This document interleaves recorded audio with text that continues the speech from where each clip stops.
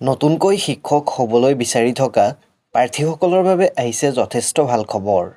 সেই সম্পৰ্কে এই ভিডিঅ'টোত সম্পূৰ্ণ ডিটেইলছত আলোচনা কৰিম, গতিকে অলপো স্কিপ নকৰাকৈ ভিডিঅ'টো শেষলৈকে চাই থাকিব আৰু যদি ভাল লাগে আমাৰ চেনেলটো ছাবস্ক্ৰাইব কৰি ভিডিঅ'টো শ্বেয়াৰ কৰি দিবলৈ নাপাহৰিব। আহক এতিয়া ভিডিঅ'টোৰ মূল কথাখিনিলৈ যাওঁ। আসাম গভৰ্ণমেণ্টৰ এডুকেশ্যন ডিপাৰ্টমেণ্টৰ SCERTৰ ফালৰ পৰা 2 বছৰীয়া ৰেগুলাৰ মোডৰ DLED কোৰ্ছৰ এডমিশ্যনৰ বাবে প্ৰকাশ কৰিছে এখন গুৰুত্বপূৰ্ণ নটিফিকেশ্যন। যিখন নটিফিকেশ্যনত উল্লেখ আছে আপুনি 2 বছৰীয়া ৰেগুলাৰ মোডত DLED কোৰ্ছৰ এডমিশ্যনৰ বাবে কি ষ্টেপছ ফ'ল' কৰিব লাগিব। এই কোৰ্ছটোৰ এডমিশ্যনৰ বাবে মিনিমাম এডুকেশ্যনেল কোৱালিফিকেশ্যন হিচাপে আপুনি হায়াৰ ছেকেণ্ডেৰী পাছ হ'ব লাগিব। লগতে হায়াৰ ছেকেণ্ডেৰী লেভেলত আপোনাৰ এটলিষ্ট 50% মাৰ্কছ থাকিব লাগিব। আৰু যদি আপুনি SC বা ST কেটেগৰীৰ পৰা বিলং কৰে তেন্তে মাৰ্কছৰ ক্ষেত্ৰত আপুনি 5% ৰিলেক্সেশ্যন পাব। অৰ্থাৎ জেনেৰেল কেটেগৰীৰ বাবে যদি 50% মাৰ্কছৰ প্ৰয়োজন হয় তেন্তে ST বা SC কেটেগৰীৰ বাবে 45% মাৰ্কছ হ'লেও এপ্লাই কৰিব পাৰিব। দ্বিতীয়তে বয়সৰ ক্ষেত্ৰত 1 জুলাই 2025 লৈকে আপোনাৰ নিম্নতম 18 বছৰ বয়স অৰ্থাৎ 18 বছৰৰ তলৰ হ'ব নোৱাৰিব আৰু 34 বছৰৰ ওপৰৰ হ'ব নোৱাৰিব।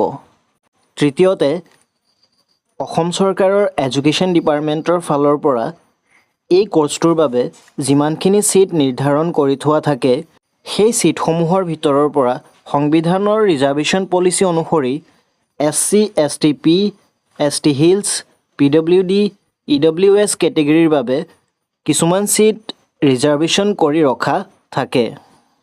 অৰ্থাৎ বিশেষ কেটেগৰীৰ বাবে ৰিজাৰ্ভ কৰি ৰখা ছিটসমূহ কেৱল বিশেষ কেটেগৰীৰ মানুহে তাত ছিট লাভ কৰিবলৈ সক্ষম হ'ব। চতুৰ্থতে এই কোৰ্ছটোৰ এডমিশ্যনৰ বাবে আপোনালোকে যেতিয়া অনলাইন এপ্লিকেশ্যন কৰিব সেই সময়ত আপোনালোকে 600 টকাৰ এপ্লিকেশ্যন ফি দিব লাগিব। এই কোৰ্ছটোৰ বাবে এপ্লিকেশ্যন কৰিব যাওঁতে আপোনালোকে অফিচিয়েল ৱেবছাইট ভিজিট কৰিব লাগিব। অফিচিয়েল ৱেবছাইটটো হৈছে scrtpet.co.in। এই অফিচিয়েল ৱেবছাইটটোত ভিজিট কৰি আপোনালোকে এই 2 বছৰীয়া ৰেগুলাৰ মোডৰ DLED কোৰ্ছটোৰ বাবে এপ্লিকেশ্যন কৰিব পাৰিব। পঞ্চমতে তেওঁলোকে এটা যথেষ্ট গুৰুত্বপূৰ্ণ কথা উল্লেখ কৰিছে। আপুনি যেতিয়া এই কোৰ্ছটোৰ বাবে অনলাইন কৰিব সেই সময়ত আপুনি এই কোৰ্ছটোৰ এণ্ট্ৰেঞ্চৰ বাবে যিখন জিলা নিৰ্বাচন কৰিব সেইখন জিলাতে আপোনাৰ এণ্ট্ৰেঞ্চ এক্সামটো কণ্ডাক্ট কৰা হ'ব। অৰ্থাৎ আপুনি যদি অনলাইন কৰোঁতে যোৰহাট জিলাখন ছিলেক্ট কৰে আপোনাৰ এক্সাম চেণ্টাৰ যোৰহাট জিলাতে পৰিব। ষষ্ঠতে এই কোৰ্ছটোৰ বাবে অনলাইন প্ৰক্ৰিয়া ষ্টাৰ্ট হ'ব 18 মে 2025ৰ পৰা। অন্যহাতে এই অনলাইন কোৰ্ছটোৰ সমাপ্তি ঘটিব 5 জুন 2025ত। এই নিৰ্ধাৰিত সময়খিনিৰ ভিতৰতে আপোনালোকে এই কোৰ্ছটোৰ বাবে অনলাইন এপ্লিকেশ্যন কৰিব লাগিব।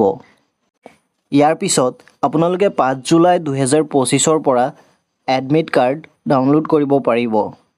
2 বছৰীয়া ৰেগুলাৰ মোডৰ DLED কোৰ্ছৰ এডমিশ্যনৰ বাবে যিটো এণ্ট্ৰেঞ্চ এক্সাম কণ্ডাক্ট কৰে সেই এণ্ট্ৰেঞ্চ এক্সামটোৰ ডেট তেওঁলোকে নিৰ্ধাৰণ কৰিছে 13 জুলাই 2025 আৰু এই এণ্ট্ৰেঞ্চ এক্সামৰ ৰিজাল্ট ঘোষণা কৰিব 28 জুলাই 2025ত।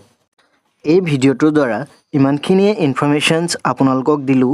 ভিডিঅ'টো শেষলৈ চাই থকাৰ বাবে ধন্যবাদ।